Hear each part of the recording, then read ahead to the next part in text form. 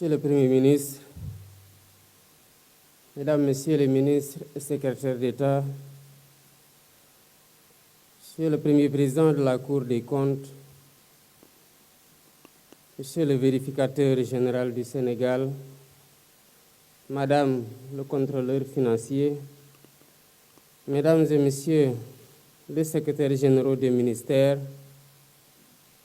Mesdames et Messieurs les gouverneurs de région, Mesdames et Messieurs les directeurs généraux et d'administration centrale, Mesdames et Messieurs les présidents de conseil, directeurs généraux et directeurs d'entités du secteur parapublic, Mesdames, Messieurs. Je voudrais tout d'abord vous remercier d'avoir répondu à mon invitation pour participer à cette première conférence des administrateurs et managers publics, quand, dans l'histoire de l'État, c'est un rendez-vous inédit. Inédit par son format qui réunit l'ensemble des structures publiques et parapubliques autour du président de la République, du Premier ministre et de son gouvernement. Inédit aussi par l'esprit qui le sous-tend. Cet esprit est celui d'une réflexion collective sur la rénovation de notre gouvernance publique et sur les voies et moyens de porter notre pays vers la transformation systémique que nous souhaitons. Dès ma prise de fonction, le 2 avril 2024, j'ai souligné l'impérieuse nécessité de repenser notre gouvernance et de réinventer notre administration, de sorte qu'elle puisse répondre de façon optimale à l'ambition que nous portons pour le Sénégal. Cette ambition a pris forme dans la vision Sénégal 2050, présentée le 14 octobre dernier, et qui constitue désormais la boussole de l'action publique. Pour rappel, la vision 2050 est articulée autour de 4 axes stratégiques. Le premier axe, économie compétitive et création d'emplois. Le deuxième, aménagement durable des territoires et développement. Le troisième, capital humain et justice sociale. Le quatrième, bonne gouvernance et engagement panafricain. Vous noterez avec moi que le capital humain et la bonne gouvernance se situent au cœur de cette transformation. Je salue donc l'engagement constant de tous les agents publics, fonctionnaires comme non fonctionnaires, dont le dévouement quotidien fait vivre l'esprit républicain. Je leur renouvelle ma confiance ainsi que celle du gouvernement.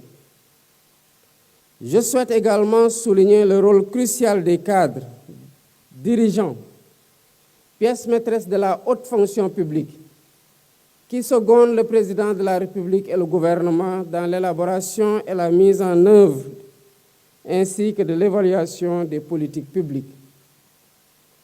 Au demeurant, au terme de 9 mois d'exercice du pouvoir, les constats sont alarmants.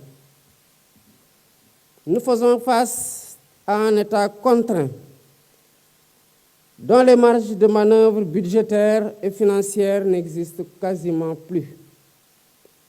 Ensuite, une administration républicaine, certes, mais manquant de cohérence et figée dans des schémas dépassés, alors même que nos réalités socio-économiques évoluent rapidement, marquées notamment par la transformation numérique et l'essor de l'intelligence artificielle.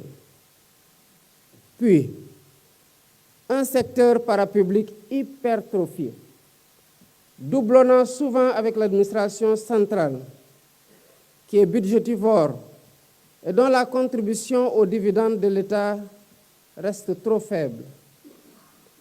Enfin, des services publics complexes et coûteux qui limitent l'efficacité des politiques publiques et ternissent l'image de l'État. Dès lors, il est impératif de refonder notre administration pour la rendre plus moderne, plus proche des citoyens et plus efficiente dans ses missions. C'est l'objectif même de cette conférence des administrateurs et managers publics, qui se veut un cadre de dialogue, de réflexion et d'orientation stratégique. Mesdames et messieurs, pour ancrer cette volonté de modernisation, il est essentiel de rappeler les 3 principes directeurs qui régissent la fonction publique. Le premier, le respect de la hiérarchie, indissociable de l'autorité de l'État. Le deuxième, la primauté de l'intérêt général, incarné par le président de la République et le gouvernement, eux-mêmes investis de la légitimité populaire. Le troisième, la solidarité gouvernementale, principe fondamental qui exige un respect total envers les membres du gouvernement et envers l'institution gouvernementale elle-même. Je n'entrerai pas dans les détails des attributions institutionnelles.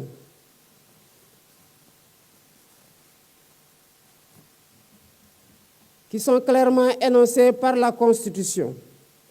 Mais je rappelle que celle-ci doit demeurer un livre de chevet pour tout responsable public. J'insiste néanmoins sur l'importance capitale du respect dû aux membres du gouvernement, institution collégiale et solidaire, seul responsable devant le président de la République et l'Assemblée nationale. Par voie de conséquence, les dirigeants des administrations centrales et des entités du secteur parapublic relèvent de l'autorité du Premier ministre, lui-même chef de l'administration, et des ministres et secrétaires d'État. C'est un impératif de bonne gouvernance. Toute décision importante, qu'il s'agisse de recrutement, de budgétisation, de contractualisation ou de partenariat, doit être validée par l'autorité ministérielle et interministérielle compétente. À cet égard, je renouvelle ma confiance totale et mon soutien indéfectible au Premier ministre et à l'ensemble du gouvernement. Mesdames, Messieurs, une gouvernance exemplaire demeure une gouvernance intransigeante sur la loyauté et l'intégrité des acteurs. Une gouvernance marquée par le sens élevé de l'État, l'exigence de transparence, la lutte contre la corruption, la réduction des comptes et l'impartialité dans la conduite de l'action publique. Sous ce rapport, l'adoption prochaine d'une série de lois sur la transparence dans le but d'améliorer durablement la gouvernance publique traduit une volonté politique soutenue de créer dans le secteur public un environnement sain, propice au travail de qualité, au service du bien-être des populations, quelle que soit leur localité de résidence. Afin de mieux répondre aux attentes de nos populations et stimuler le développement local, nous allons, dès cette année 2025, activer les pôles économiques, assises stratégiques de la territorialisation des politiques publiques. Je souhaite instaurer une gouvernance de proximité, attentive à chaque collectivité territoriale, apte à déployer des politiques équitables dans l'hydraulique, l'électrification, la santé, l'éducation et la formation. Lors du Conseil des ministres du 16 octobre 2024, j'ai rappelé que la performance de l'État se mesure à la cohérence de ses méthodes, et à l'efficacité des interventions. En particulier, pour accompagner l'industrialisation de nos territoires et le développement de filières stratégiques créatrices d'emplois. Dans cette optique, je signale l'importance de la refondation de l'action des pouvoirs publics qui doit être conforme aux besoins et aspirations des populations, en repensant la déconcentration et en revitalisant la décentralisation. Repenser la déconcentration, c'est évaluer la mise en œuvre de la charte de la déconcentration de 2020.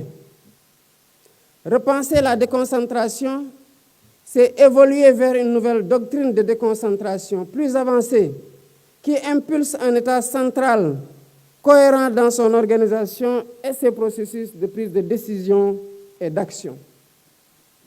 Repenser la déconcentration, c'est développer un État territorial performant, mieux coordonné avec ses services, restructuré et optimisé, dirigé par des autorités administratives, gouverneurs, préfets, sous-préfets, autorités administratives davantage responsabilisées et évaluées annuellement sur la base d'objectifs assignés. À ce titre, je demande au Premier ministre de définir un nouveau dispositif d'approfondissement de la déconcentration au sein des ministères et au niveau territorial. Parallèlement, nous devrons revitaliser la décentralisation en réexaminant le découpage administratif des collectivités, les compétences qui leur sont transférées et la fiscalité locale, tout en prévoyant des mécanismes de financement plus adaptés aux besoins des collectivités. Ce travail de révision se fera en concertation avec les élus locaux et les acteurs territoriaux, de manière à promouvoir une subsidiarité efficace et un développement territorial équilibré. Monsieur le Premier ministre, Mesdames, Messieurs les ministres, Mesdames, Messieurs, un État stratège confère des délégations à des entités publiques, mais veille à l'exemplarité de leur gouvernance et à leur performance. C'est pourquoi j'attache une importance primordiale à la supervision du secteur parapublic. Je demande au Premier ministre d'assurer l'application rigoureuse de la loi d'orientation du 19 avril 2022 relative au secteur parapublic, qui vise à mieux cerner le portefeuille de l'État, à maîtriser la gestion des ressources publiques et à vérifier la pertinence des interventions du secteur parapublic. Je rappelle l'exigence pour les organes délibérants et exécutifs des entités du secteur parapublic de s'en tenir strictement à leurs prérogatives. À ce titre, je demande au conseil d'administration et aux directions générales de soumettre sans exception leur choix stratégique au ministère compétent grâce à la tenue systématique de pré-conseils. Les comptes rendus de ces réunions seront communiqués en détail au président de la République et au Premier ministre. Il en va de même pour les décisions de recrutement et de rémunération. Celles-ci feront l'objet d'un encadrement réglementaire strict afin de préserver à la fois la cohérence des politiques budgétaires et la soutenabilité des finances publiques. Ce rappel illustre l'ampleur des défis posés par la gouvernance du secteur parapublic, dont la performance et le contrôle exigent une vigilance de tous et à tous les instants. J'attire l'attention sur l'importance d'une gestion rigoureuse des entreprises publiques qui doivent être administrées selon les meilleurs standards internationaux. Elles ne sauraient constituer un fardeau pour la nation. Au contraire, Leur contribution à la prospérité collective doit être évidente. J'invite donc le ministre des Finances et du Budget, ainsi que le ministre de l'Économie, du Plan et de la Coopération, à évaluer et à actualiser la doctrine de gestion du portefeuille de l'État. Cette révision se justifie par les risques économiques, budgétaires et financiers que certaines entreprises publiques d'envergure peuvent faire peser sur nos ressources nationales. Je demande en outre au Premier ministre, en coordination avec le ministre secrétaire général de la Présidence de la République, de définir une liste précise d'entreprises publiques stratégiques, parmi lesquelles certainement la Sénélec, Petrosen, la SAR, Air Sénégal, le FONSIS, le groupe La Poste ou encore le port autonome de Dakar. L'énumération, évidemment, n'est pas exhaustive. Leurs modes de gouvernance devront être renforcés afin d'instaurer un contrôle rigoureux et permanent de leurs activités et de leurs performances. Au demeurant, j'ai déjà requis du chef de gouvernement la réactivation du comité interministériel de suivi et de restructuration des entreprises en difficulté. Celui-ci aura pour tâche d'identifier les failles de gestion et de proposer des solutions pérennes. Le Premier ministre engagera également une évaluation minutieuse des agences d'exécution et structures analogues, dont certaines dupliquent les missions de l'administration centrale tout en grevant le budget de l'État. Dans le même ordre d'idées, j'ai demandé que soit élaboré un cadre législatif encadrant les autorités administratives indépendantes. Leur action et leur mode de gestion ne peuvent plus échapper au contrôle de l'État central. Monsieur le Premier ministre, Mesdames, Messieurs les ministres et secrétaires d'État, chers participants, bien entendu, je n'ai pas évoqué ici l'ensemble des constats, des acquis, des difficultés et des perspectives. Toutefois, nous partageons un socle commun, à savoir le primat de l'intérêt général, la culture du service public et le sens élevé des responsabilités. C'est l'esprit Jubal Jubanti de la lettre du 8 avril 2024 que j'ai adressée à chaque agent de l'administration du Sénégal. Nous avons également un consensus inaltérable à entretenir, c'est le sens des responsabilités. D'où cette priorité que j'attache à l'encadrement supérieur de l'État et de ses démembrements. Un système d'appel à candidature pour certains postes de responsabilité sera bientôt opérationnel. Nous l'avons déjà enclenché d'ailleurs ce processus au niveau de la Commission nationale des droits de l'homme.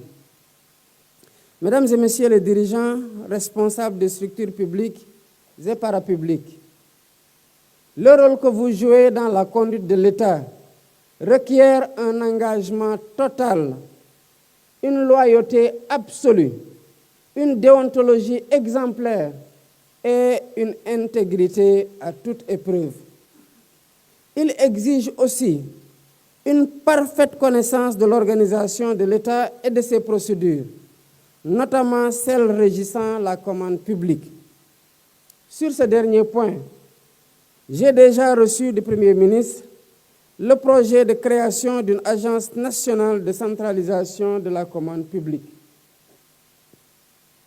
Notre objectif est de rationaliser les dépenses de l'État et d'améliorer nos marges de manœuvre budgétaires dans le cadre d'un assainissement durable et d'une gestion vertueuse de nos finances publiques.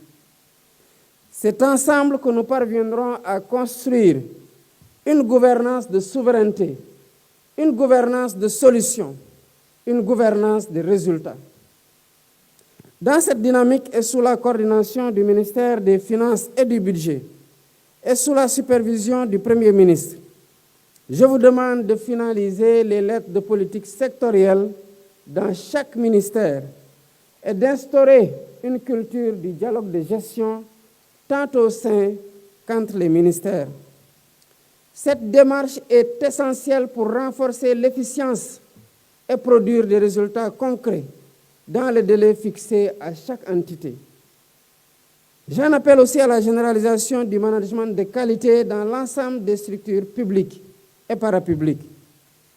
Nous devons faire progresser la culture de la qualité et viser la certification systématique de nos procédures, qu'elles soient simples ou complexes. Telle est la condition pour garantir la continuité de l'État qui dépasse les régimes et les personnes au pouvoir. Le temps est également venu d'accélérer la transformation numérique de nos administrations. La dématérialisation des formalités et leur accessibilité simplifiée représentent des gages de transparence et de bonne gouvernance. Je demande donc au Premier ministre, chef de gouvernement, de lancer la réforme cruciale des systèmes de gestion des finances publiques en intégrant les systèmes d'information financière de l'État. Le 24 février 2025, je lancerai le New Deal technologique. Il nous permettra de bâtir un service public moderne, agile et tourné vers l'avenir. Parallèlement, j'encourage le gouvernement à faire de l'innovation publique un levier d'efficacité et un vecteur de communication, à l'image du récent Govaton. C'est dans cet esprit que dès le début de mon mandat, j'ai décidé de la création à la présidence de la République d'un bureau d'intelligence et de prospective économique. Il travaille en synergie avec le bureau de suivi et d'évaluation des politiques et programmes publics et le bureau opérationnel de coordination et de suivi relevant de la primature. En attendant la mise en place d'un dispositif de pilotage plus robuste de l'agenda national de transformation Sénégal 2050, ce dispositif renforcera la culture de suivi et évaluation, indispensable pour mesurer l'impact de nos politiques et pour assurer l'amélioration continue du service public. Mesdames, Messieurs, diriger, c'est décider. C'est surtout conduire des hommes et des femmes. C'est donc en définitive disposer d'un capital humain précieux à valoriser pour améliorer les performances des organisations publiques et parapubliques. C'est pourquoi la transformation de la fonction publique est une priorité absolue. Nous devons replacer l'usager et le citoyen au centre de nos préoccupations. Nous devons également faciliter la mobilité des agents et résister aux tendances corporatistes.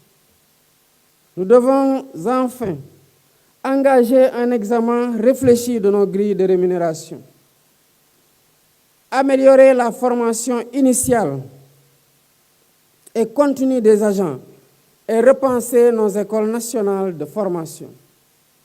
Je demande donc au Premier ministre de me proposer un programme ambitieux de transformation de la fonction publique, incluant la réforme des écoles de formation spécialisées ainsi que des formations et recrutements à l'École nationale d'administration.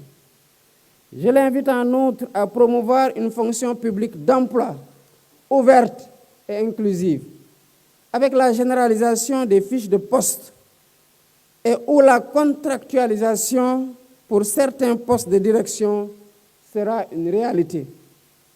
Au demeurant, le bien-être au travail constitue un impératif de motivation et d'efficacité.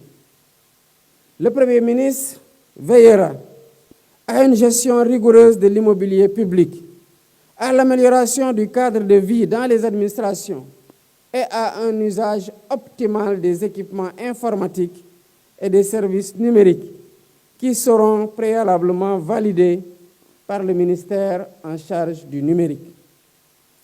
Monsieur le Premier ministre, Mesdames, Messieurs les ministres et secrétaires d'État, Mesdames, Messieurs, la marque de l'État, c'est sa capacité à décider.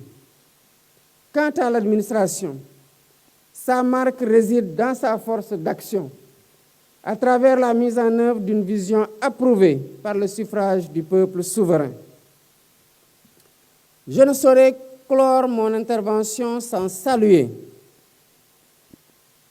la qualité de notre administration et sa prodigieuse faculté d'adaptation, même dans les périodes de profonde réorganisation. Je sais pouvoir compter sur l'enthousiasme et la mobilisation de chacune et de chacun pour redresser le pays et pour bâtir un État au plus près des populations et à la hauteur des défis de notre époque. Je félicite le Premier ministre et le gouvernement et l'ensemble des personnalités présentes ici et leur renouvelle mon soutien et mon appui. Cette première édition de la conférence des administrateurs et managers publics, qui deviendra une rencontre annuelle à thème, constitue un moment d'introspection et de convergence. C'est un séminaire gouvernemental élargi où nous affinons notre vision et harmonisons notre compréhension des missions qui nous incombent et des règles qui gouvernent notre action. Je vous souhaite une journée féconde, riche en réflexions et en propositions de grande valeur. Je déclare ouverte la conférence des administrateurs et managers publics et vous remercie de votre aimable attention.